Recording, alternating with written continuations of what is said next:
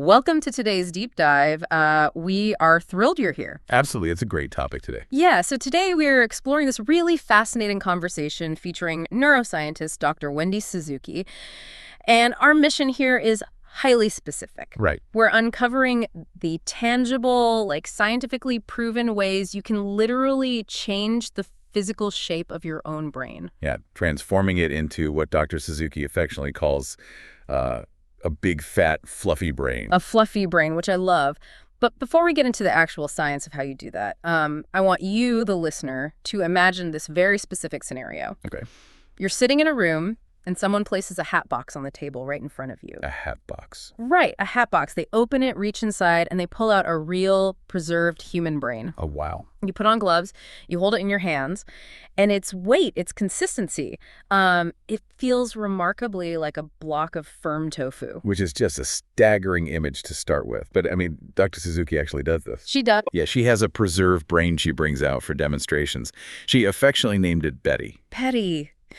That is mildly terrifying, but also amazing. Right.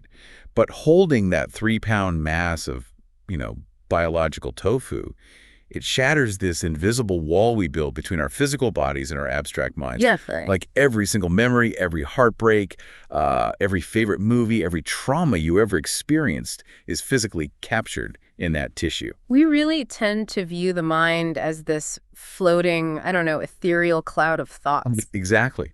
But it is deeply, fundamentally physical. Which means theoretically we can physically mold it. Precisely. So to get to this idea of a fluffy, resilient brain, we kind of have to start by killing a very old scientific myth, right? We do. For a long time, the consensus was just that once you hit adulthood, your brain was static. Right. You got what you got, and then it just slowly degraded until the end of your life. It's kind of a depressing view. Very.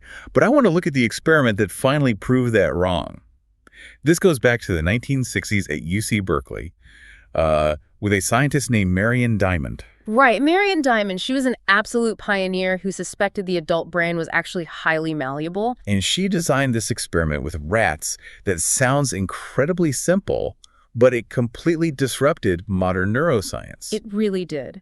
So she took these adult rats and placed them in two distinct living conditions. The first group lived in what was essentially like a shoebox. Just super basic. Yeah, they had food and water, maybe one other rat for company, but it was a completely barren, sterile environment. But then the second group went into what you could call the Disney World of rat cages. The Disney World of cages. Exactly. They had toys that were constantly swapped out for novel ones, running wheels, plenty of other rats to socialize with. Now, under the old dogma, because these were fully grown adult rats, their brains shouldn't have changed at all, right? Regardless of the environment. Right, zero change. But Marion Diamond examined them after they lived in these conditions, and the rats from the Disney World cage had physically altered brains. Physically altered? Yeah, their cerebral cortex, which is, the outer layer responsible for processing visual and motor and tactile information, it was measurably thicker. Oh, wow. So they hadn't just learned new things, they actually grew the brain. Right. They had physically sprouted more synaptic connections between their neurons. Because the constant interaction with that complex, novel environment demanded more biological resources. Exactly. The brain literally built more tissue to handle the load. I mean, it was the first undeniable proof of adult brain plasticity. So the brain is essentially behaving like a muscle. Yeah. Or maybe more like a riverbed, actually. Like the more water that rushes through a specific path, the deeper and wider that physical channel gets carved into the earth. That is a great analogy. And we can see this exact same channel carving happen in human beings, too. Right. The source material brings up the famous London taxi driver study, which I think is just the perfect human equivalent to those rat cages. Well, it really is one of the most elegant neurological studies ever conducted. Because to become a certified taxi driver in London, you have to pass this notoriously brutal test. Called the knowledge. Right, the knowledge.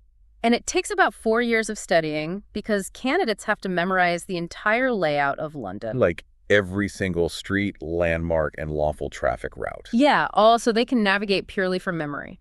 So researchers scanned the brains of these aspiring drivers before they even began studying. And at that baseline, their brains look like anyone else's. Exactly. But 4 years later, half of the group passes the test and becomes drivers. The other half drops out. Okay. So they bring them all back, scan them again, and they find this massive physical difference in one specific area. the posterior hippocampus. Right. The successful drivers had a significantly enlarged posterior hippocampus compared to the ones who failed or quit. Which is wild. And for context for everyone listening, the hippocampus is that seahorse-shaped structure deep in the temporal lobe. It's basically the control center for long-term memory, right? Yeah, specifically for facts, events, and spatial navigation. So by spending 4 years intensely mapping those chaotic London streets in their minds, they demanded so much from their spatial memory that the brain just had to build more biological infrastructure. It had to adapt to handle the load. And the individuals who didn't finish the training, they showed no such growth. Which is fascinating. Yeah. But, it makes me think, if spatial navigation forces the hippocampus to physically swell and adapt, what happens when we stop navigating? That is the big question. Because if I'm constantly outsourcing my sense of direction to the GPS on my phone, which, frankly, I do every single day, Same. is there a biological cost to that? Like, am I actively shrinking that part of my brain? Well, the brain operates on strict biological efficiency. It requires a massive amount of energy to maintain those dense neural networks. So if you're outsourcing your navigation to a screen, you aren't firing those spatial memory pathways. And the brain realizes you no longer need that infrastructure. Exactly. So it just begins pruning those connections away to save energy. Relying purely on GPS absolutely deprives your hippocampus of a major daily workout. Wow. And over time, that part of your brain is going to become less robust. That is a very sobering thought for anyone relying on a screen to get around. It really is. But it kind of begs a much bigger question. Like, if the brain is this responsive to our daily activities, what's the most potent activity we can do to trigger growth? Right. If I want to build that big, fat, fluffy brain, Mm-hmm. my first instinct would be to do crossword puzzles, or learn a new language. Sure, that sounds logical. But the research actually points to physical movement as the primary catalyst. Physical movement. Yeah. The relationship between moving our bodies and growing our brains is actually deeply rooted in our evolutionary biology. Okay, how so? Well, Dr. Suzuki actually stumbled into this connection personally. She was a tenure-track neuroscientist, just completely consumed by her work. Just living in the lab, essentially. Exactly. She had no exercise routine, no real social life, and she felt incredibly burnt out. I think a lot of people can relate to that. Oh, for sure. So eventually she goes on this river rafting trip to Peru and is just alarmed to discover she's the physically weakest person on the trip. Ouch. Yeah. So she comes back, decides to get into shape, and starts going to the gym regularly. Good for her. But suddenly, she notices this bizarre side effect at work. She's doing one of the most cognitively draining tasks imaginable, writing grant proposals. Oh, right. Competing against Nobel laureates for funding. Exactly. And normally it's just this agonizing process. But she notices her memory is sharper, her focus lasts longer, and the writing is just like flowing. Wow. So she's experiencing a massive cognitive upgrade just from going to the gym. Yes. And being a neuroscientist, she naturally dives into the literature to find the mechanism behind it. And what did she find? Well, when you engage in aerobic exercise and elevate your heart rate, you're doing much more than just burning calories. You're triggering an immediate flood of neurotransmitters. Like dopamine and serotonin. Right. Dopamine, serotonin, or adrenaline, endorphins. That whole chemical cascade is what gives you that post-workout mood boost and mental clarity. Okay, but those are temporary. Where do the permanent physical changes come from? That comes from something else entirely, the growth factors. Right, growth factor. Yeah, exercise forces the brain to release a protein called brain-derived neurotrophic factor, or BDNF. BDNF. I always think of that as like fertilizer for the brain. That is the perfect way to describe it. This neurochemical bath goes directly to the hippocampus and stimulates neurogenesis. Which means it actually prompts the brain to birth brand new, healthy brain cells. Exactly. But I want to pause on the why here. Like, why would evolution wire us so that getting our heart rate up on a treadmill causes our brain to grow new memory cells? That's a great question. What is the actual biological link between sweating and memory? You have to think about it from the perspective of early human survival. When were our ancestors elevating their heart rates for sustained periods? Probably when they were exploring new territory or hunting or fleeing a predator. Exactly. And in all of those scenarios, if you are moving into an unknown environment, your brain desperately needs to map that new terrain. Right, so you can find your way back home or remember where you found the food. So evolution basically linked physical movement to the release of BDNF because moving meant you needed to rapidly learn and remember a new spatial environment just to survive. That makes perfect sense. We move, so the brain prepares to map. Yes. And this neurogenesis in the hippocampus is so critical because that exact structure is one of the very first areas targeted by cognitive decline in Alzheimer's disease. It is, and Dr. Suzuki experienced this from the other side of the spectrum, unfortunately. Right, while she was building up her brain at the gym, her father started getting lost driving home from his local coffee shop. A route he had taken thousands of times. Losing spatial memory like that is a hallmark indicator of a degenerating hippocampus. And yeah, he was eventually diagnosed with Alzheimer's. Which brings us to why that physical movement is so protective. Because exercise doesn't cure Alzheimer's. Right. No, it doesn't cure it.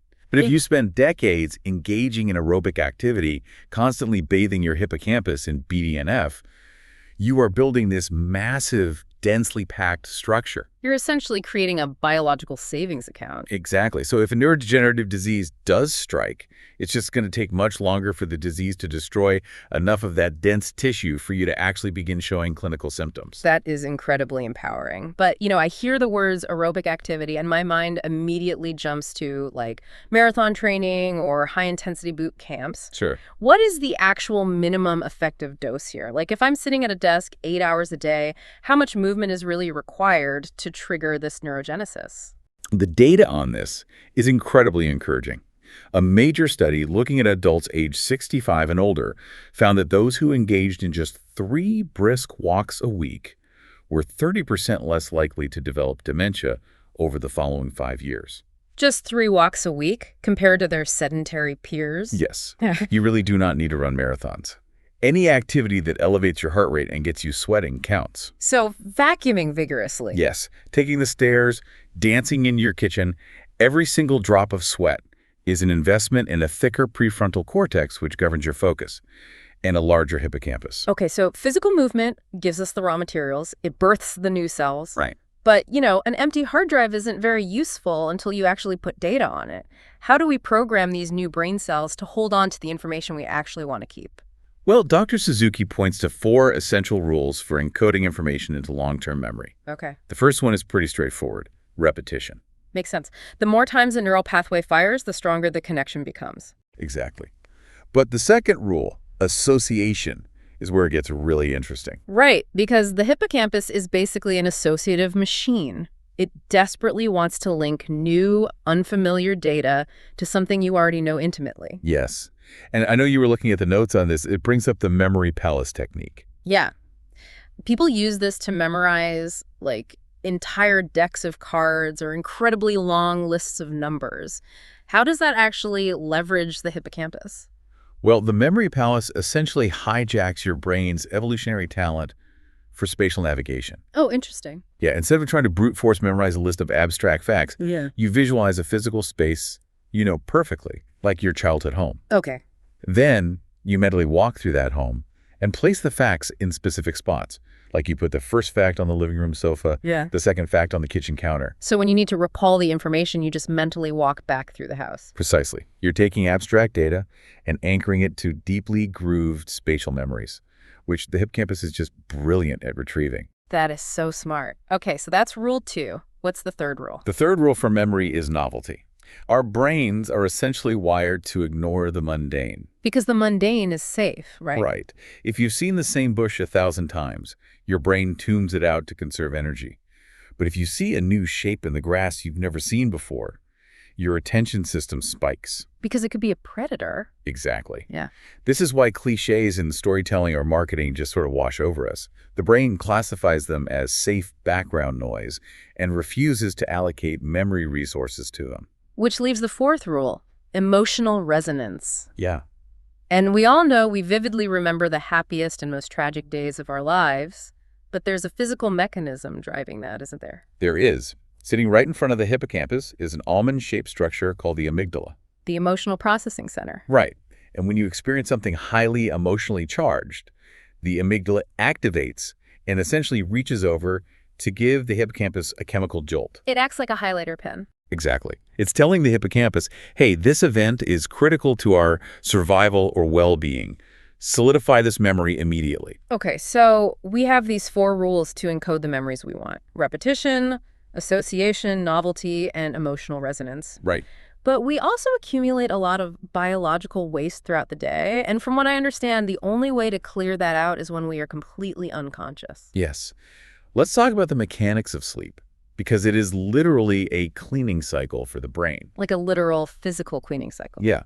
Every biological cell in your body produces metabolic waste just as a byproduct of functioning.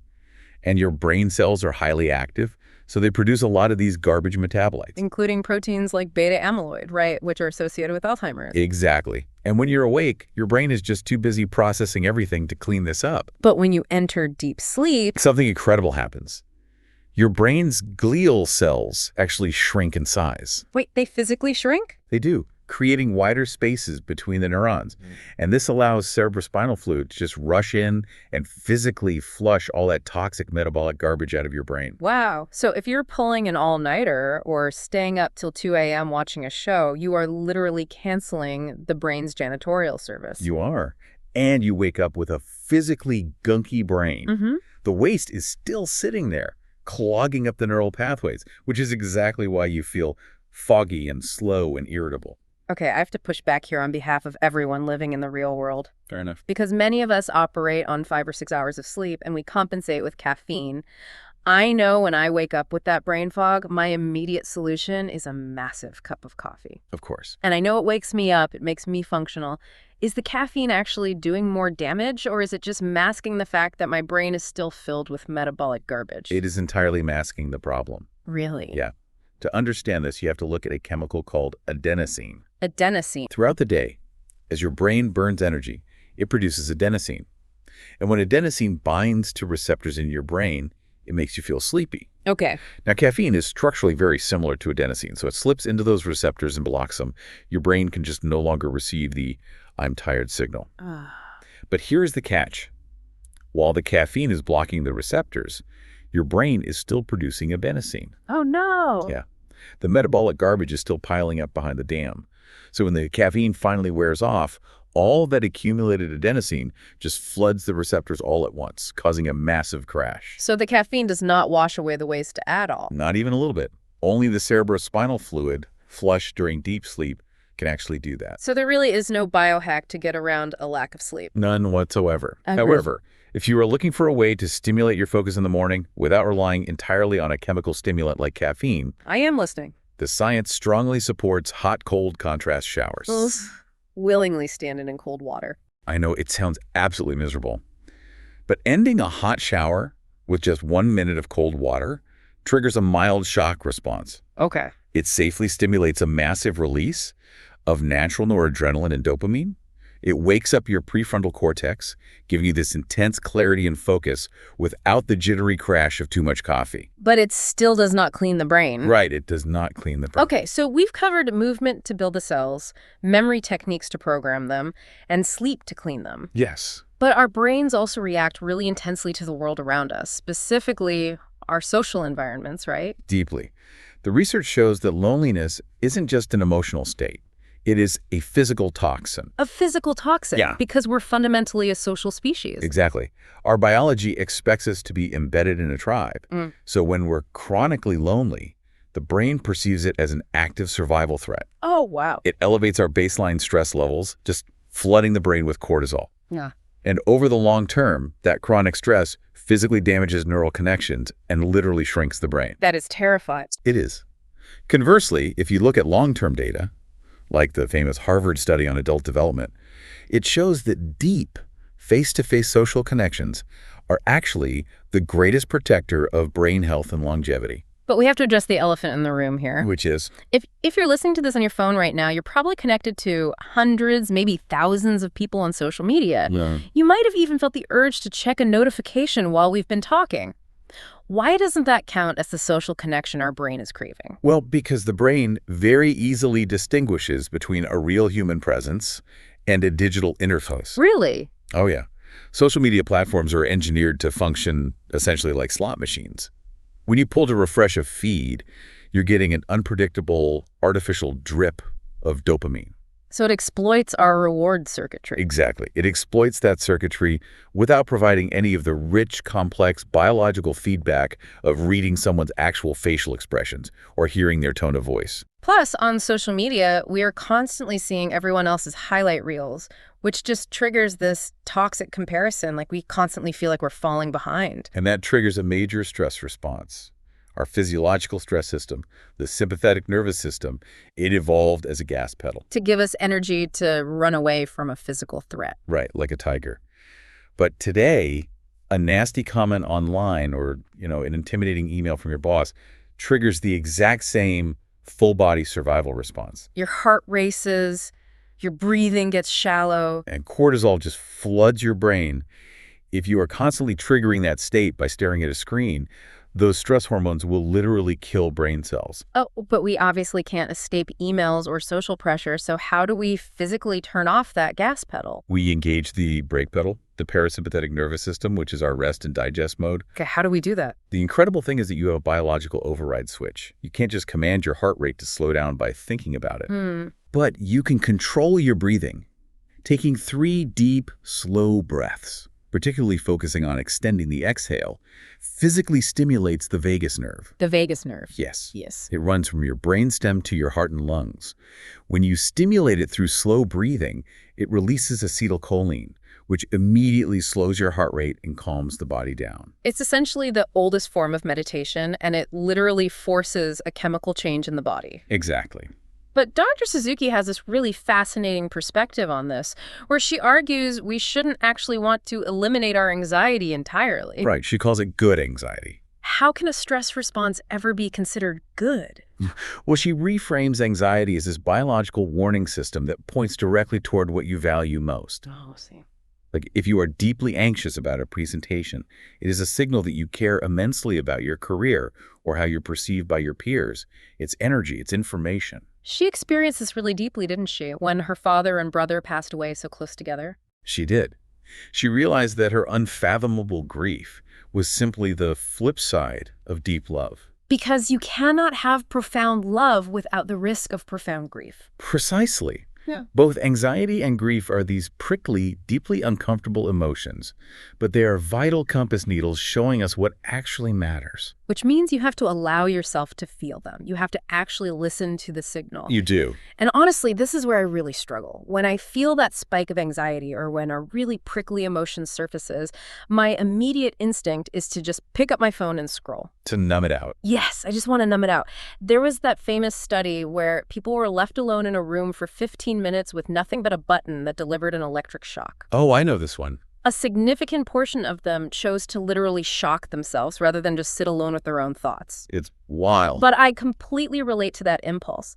So realistically, why shouldn't we use our phones to numb out a misfiring alarm system? Because numbing out has a catastrophic long-term cost. Okay, how so? Well, first, you're silencing the wisdom those emotions are trying to provide about your own values. Right.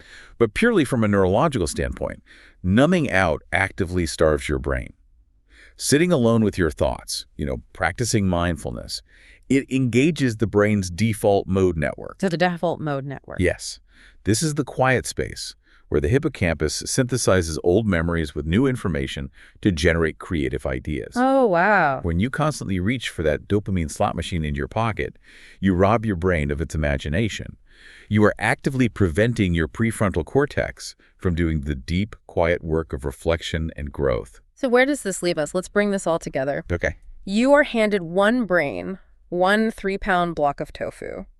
But you are not just a passenger. Not at all. Through consistent aerobic exercise that gets you sweating, through prioritizing sleep to let the fluid wash away the daily garbage, Right. by learning novel things, and by forging real face-to-face connections instead of digital ones, you can physically rebuild the architecture of your mind. It is the ultimate message of biological empowerment. Yeah. You are carving the riverbed every single day through these tiny choices. Taking the stairs to trigger BDNF. Right. Choosing to leave your phone in the other room at night so you can actually get into deep sleep. Or, when a stressful moment hits, simply pausing to take 3 deep breaths to engage your vagus nerve. Those actions are the hammer striking the anvil. They are the tools you use to sculpt a healthy, resilient, big, fat, fluffy brain. I love that.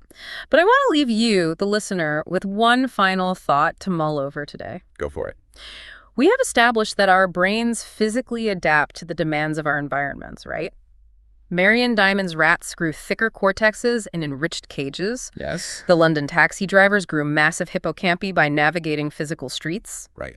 Consider this. What invisible structural changes are happening right now to the brains of a generation that is spending a massive portion of its time navigating entirely digital, virtual spaces instead of physical ones? If our spatial memory evolved to map physical terrain, how will the human hippocampus fundamentally change its shape over the next century as we migrate further into screens and virtual reality? It really is one of the most profound biological questions of our era. It is something to think about the next time you feel that phantom buzz in your pocket and reach for your phone. Maybe try leaving it in your pocket, heading outside, and just taking a walk instead. I highly recommend it.